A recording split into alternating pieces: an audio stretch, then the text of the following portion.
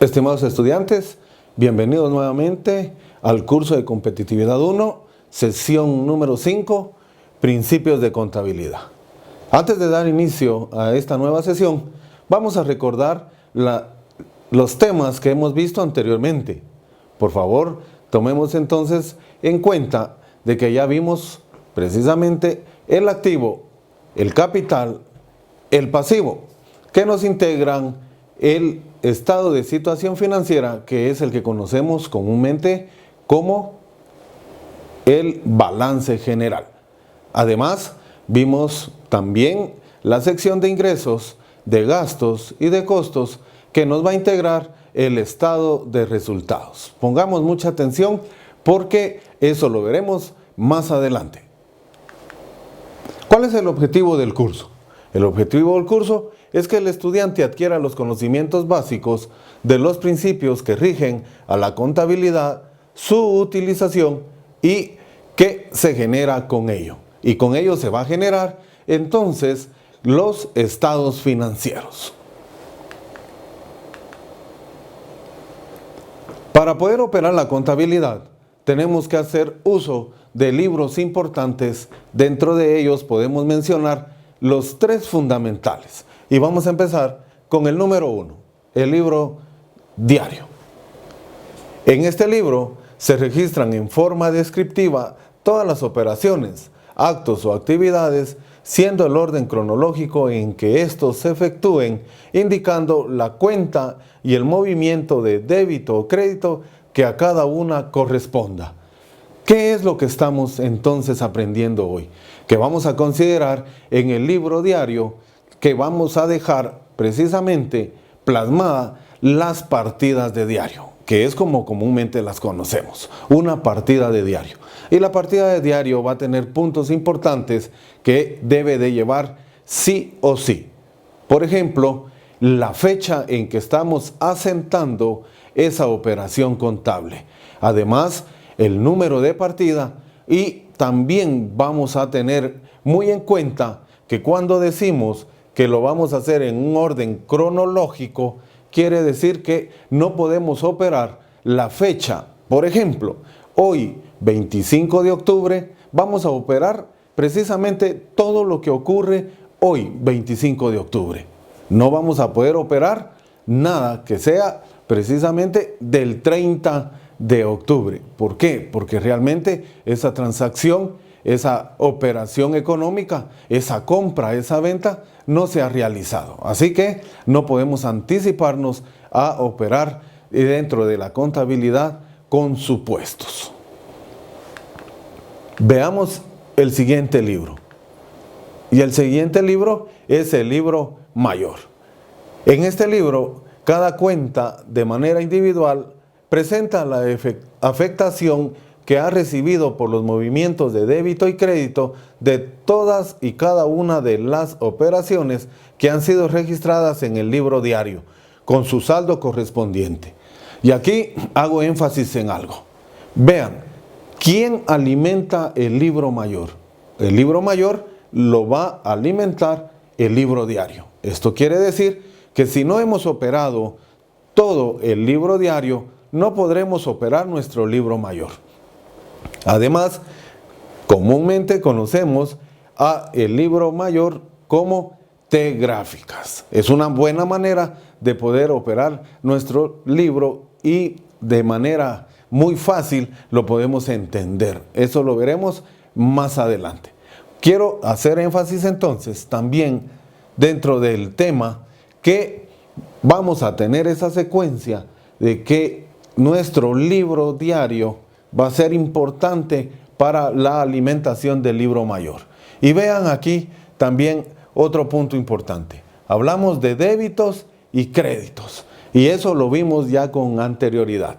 Dijimos que del lado de nuestra T gráfica vamos a tener el debe, los débitos, los créditos, los cargos, los abonos del lado contrario.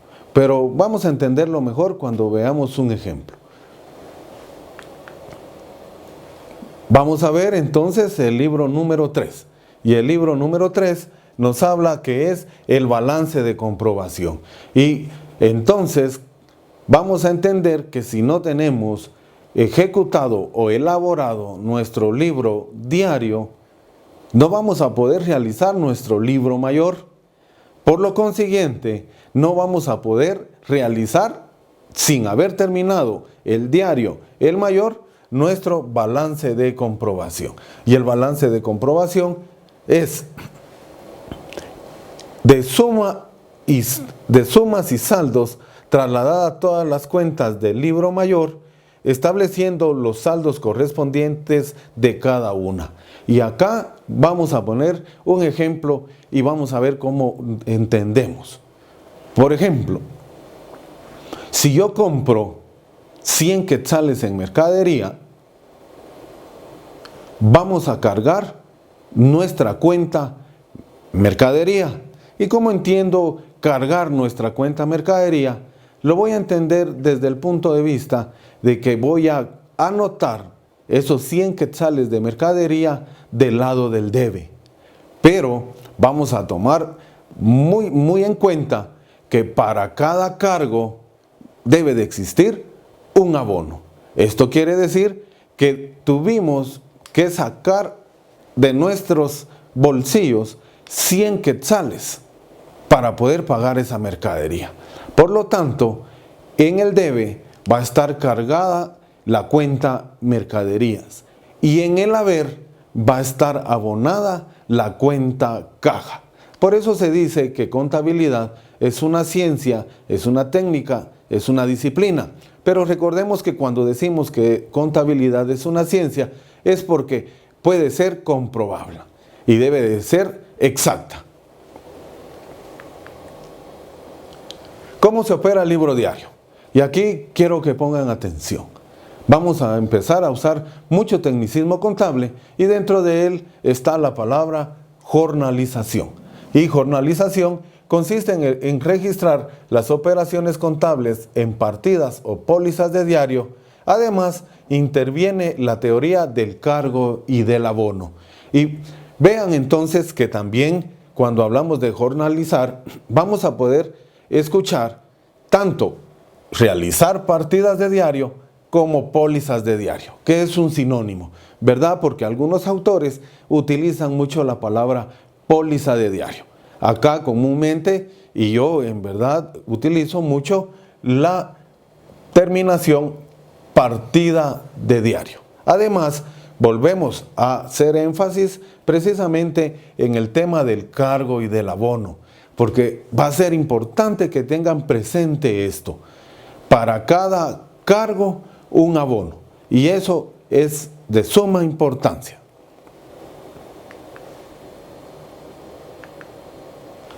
Entonces, de tal cuenta, tenemos que considerar precisamente que tenemos la partida doble.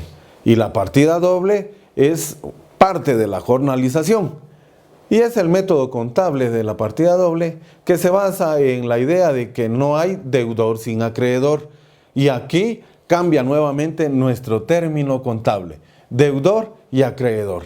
Veamos entonces si lo transformamos, como lo hemos venido aprendiendo, como cargo y abono. Sí, estos son términos contables que debemos de considerar desde ya. Todo hecho económico tiene su origen en otro hecho del mismo valor, pero de naturaleza contraria. Y entonces aquí vamos a volver a recordar las primeras sesiones. Cuando decimos activo, vamos a tener activo no corriente y activo corriente. Dentro de las cuentas de activo no corriente tenemos vehículos, sí, tenemos maquinaria, tenemos inmuebles, tenemos terrenos, también tenemos mobiliario y equipo de cómputo. Dentro del activo corriente vamos a encontrar cuentas como caja, bancos, clientes, deudores, IVA por cobrar, etc. Pero ¿a qué voy? A que esas cuentas van a tener precisamente su naturaleza. También nos recordamos que vimos cuentas de capital como por ejemplo utilidades retenidas, utilidades por distribuir, ganancia del ejercicio, pérdida del ejercicio, según sea el caso. Y luego tenemos el pasivo, que también el pasivo nos recordamos muy bien que tenemos la división entre pasivo no corriente y pasivo corriente. Y dentro de las cuentas del pasivo no corriente podemos mencionar hipotecas, acreedores hipotecarios, préstamos a largo plazo.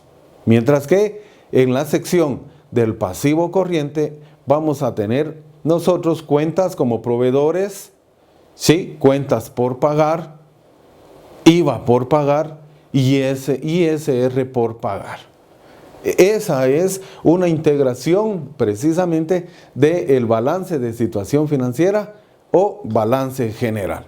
¿Y a qué vamos? A que vamos a tener presente entonces que la partida doble vamos a encontrar cualquiera de estas cuentas. Además, deben de recordar las cuentas de resultados. Dentro de las cuentas de resultados están las de ingresos. Y dentro de las de ingresos, primordialmente, la cuenta ventas. También los intereses productos. Además, las cuentas de gasto. Gastos administrativos, gastos de venta. Y tenemos también las de costos, que vamos a ver posteriormente. Veamos entonces un ejemplo. Cuando realizamos una compra de mercaderías, se producen dos movimientos en la contabilidad. Sí, quiero aclarar que como estamos iniciando el tema de contabilidad, no vamos a hacer ahorita uso de la cuenta de IVA por cobrar, cuando es relacionado con las compras. Cuando es relacionado con las ventas, vamos a hacer una cuenta que se llama IVA por pagar. Pero yo lo que quiero que entiendan ahorita es la jornalización a través del método de la partida doble. Y veamos. Por un lado, hay una salida de dinero por el haber y por otro, una entrada de mercancías por el debe. Entonces, va a ser importante que se hagan ustedes esta pregunta primordial. Cuando realizamos una compra de mercaderías, se producen dos movimientos en la contabilidad. ¿Quién recibe y quién da? Importante. Por eso les digo que acá, ¿quién recibe lo que compramos? En este caso particular, recibe mercaderías. Y lo vemos registrado entonces en el debe. Pero para comprar esa mercadería tuvimos que haber dado algo. Por eso hago la pregunta, ¿quién da? Y cuando decimos ¿quién da? Estamos diciendo que fue un pago en efectivo. Por lo tanto, en el haber está la salida de caja de ese efectivo. Veamos entonces cómo se opera nuestro libro mayor. ¿Y cómo le vamos a denominar a nuestro libro mayor comúnmente? T gráficas. Así es como se elabora. Y aquí podemos ver que tenemos una T. Y esa va a ser nuestra T gráfica. Y está dividida precisamente por un correlativo, si quieren ustedes, con un número de nomenclatura, el nombre de la cuenta. En una sección tenemos debe, en la otra sección tenemos haber. Cargo y abono, deudor y acreedor. Pongan atención. Si tenemos una nomenclatura, el número de cuenta, el nombre de la cuenta, en un lado tenemos el debe, en el lado opuesto el haber. Este también se compone o puede estar compuesto por deudor, acreedor, cargo y abono. Y hago énfasis en esto porque muchos autores no utilizan debe y haber, sino las cuentas que yo les estoy mencionando actualmente. Y veamos entonces cómo vamos precisamente cargando el debe y abonando el haber. Y en este caso particular tenemos 615,000 como total y 500,000 como total del haber. Quiere decir que tenemos un saldo deudor. ¿Por qué? Porque el debe es mayor que el haber. Y veamos entonces cómo se elabora el balance de saldos o comprobación. Y aquí hay otro punto importante. También muchos autores utilizan el término balance de saldos. Nosotros, por lo regular, en lo particular, utilizo balance de comprobación, porque acá vamos a tomar en consideración todas las cuentas que fueron afectadas, sí, desde nuestro libro diario. ¿Se recuerdan del ejemplo? Cargamos mercaderías y abonamos caja. Y aquí tenemos deudor y acreedor. Pero estos saldos quiero que tengan presente que nacen precisamente del libro mayor. Entonces hagamos una recopilación. Elaboramos nuestro libro diario. Prácticamente vamos a hacer un resumen con ayuda de nuestro libro mayor y lo vamos a plasmar en nuestro balance de saldos o balance de comprobación. Veamos entonces que aquí tenemos una serie de cuentas que son muy comunes, como por ejemplo caja, bancos, mercaderías, mobiliario, proveedores, documentos por pagar, cuenta de capital, clientes, gastos de ventas y gastos de administración. Todos ellos se toman en cuenta sus saldos correspondientes de deudor y acreedor, de debe o haber, y tenemos nuestro balance de comprobación, el cual viene y debe de tener una característica esencial. Vean entonces que la suma de la columna de deudor me da 845,000 y la suma de la columna de acreedor 845,000. De tal cuenta, a esa última fila le llamaremos sumas iguales. ¿Qué sucede entonces si de pronto acá en la sumatoria del deudor únicamente tenemos 840,000 quetzales y en la suma del acreedor 845,000 quetzales? Por favor, estimados estudiantes, consideren que entonces algo hicimos mal, ya sea en el libro diario, pasándolo a nuestro libro mayor, o bien pasándolo a nuestro libro de saldos, de balance de saldos o balance de comprobación. Porque siempre sumas iguales debe ser la misma cantidad para el deudor y para la columna del acreedor. Vamos a la serie de preguntas y respuestas. Pregunta número 1. Es uno de los principales libros de contabilidad. Posibles respuestas. ¿Será diario? ¿Será mayor?